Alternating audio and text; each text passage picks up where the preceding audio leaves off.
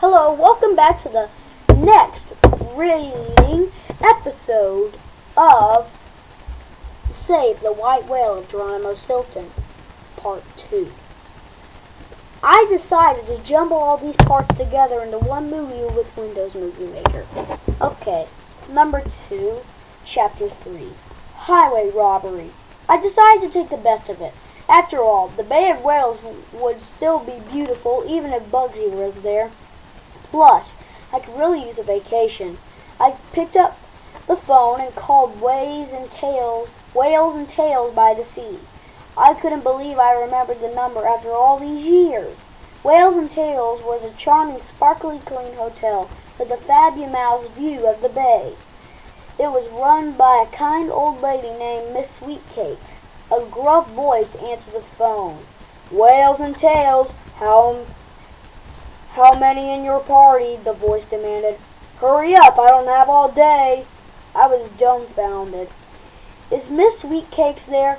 Did something happen to her?" I stammered. The mouse huffed. "Listen, Furbrain, do you want to book a room or what? Come on, make up your mind. Time's ticking." What a rude mouse. He really needed to work on his phone manners. Maybe I could introduce him to my friend Penelope. Perfect posture. She taught a class on etiquette. Sometimes I can't read these words. On etiquette at the Mouse City College. "For now," I said, "my name is Geronimo Stilton, and there are four of us, 2 adults and 2 mouselets. I'd like to book this weekend. By the way, how much is it per room?" For some reason, this made the mouse snicker when he asked me what kind of work I did. When I told him I was the publisher of the Rodents Gazette, he let out a low whistle. "Publisher of the Gazette?" he asked. "You must be rolling in dough. For you, every room will cost $1,000 a day." My eyes popped out of my head. Well, okay, they didn't really pop out of my head, but you get the idea. I was shocked. That was highway robbery. Still, I didn't want to look like a cheapskate in front of Petunia, so I gulped and said, "Okay." Chapter 4, A Smelly Dump. The next day, Petunia, Bugsy, Benjamin, and I left for the beach. As we were driving, I told Petunia about how beautiful the Bay of Whales was.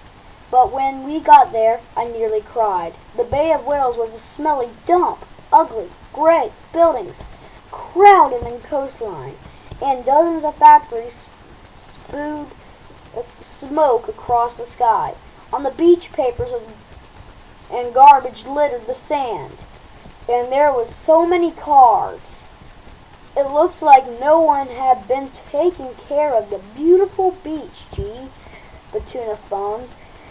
How could anyone destroy such a natural wonder? We headed for the hotel with the heavy hearts. From the outside of the building, everything looked just the way I remembered it. Here's what it looked like yesterday. Here's what it looked like today.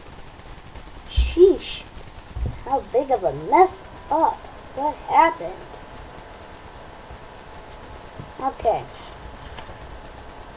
Okay, Chapter 5, Whales and Tales by the Sea.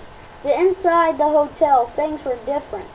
First, Miss Sweetcakes was not at the door. Instead, a gray rat with slicked back fur and curled whiskers glared at us from behind the desk. He was wearing a tank top that looked like it hadn't been washed in months.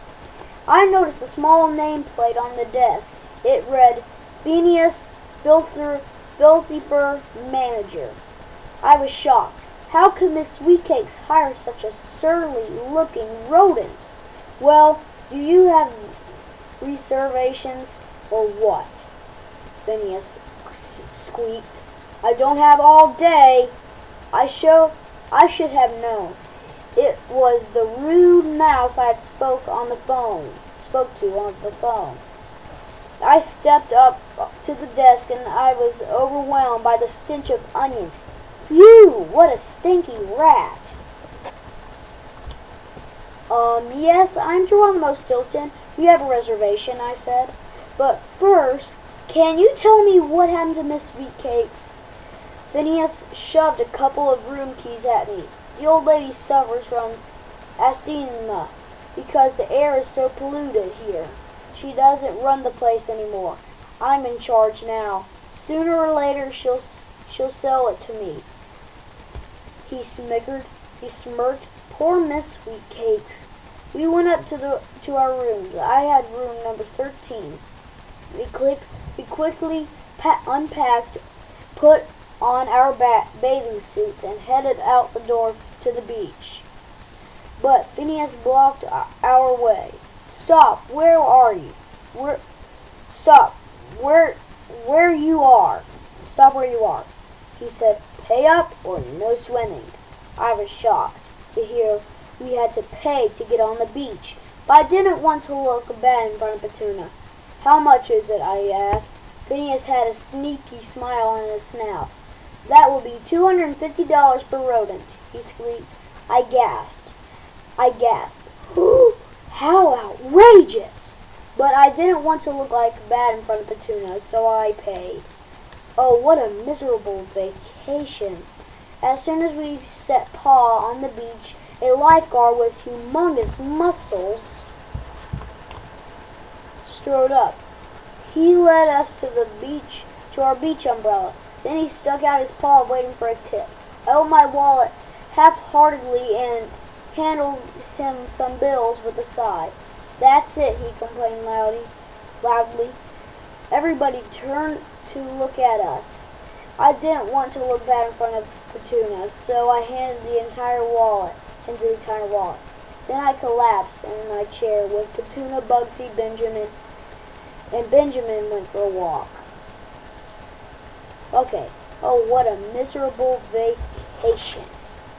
That's all we're going to do right now.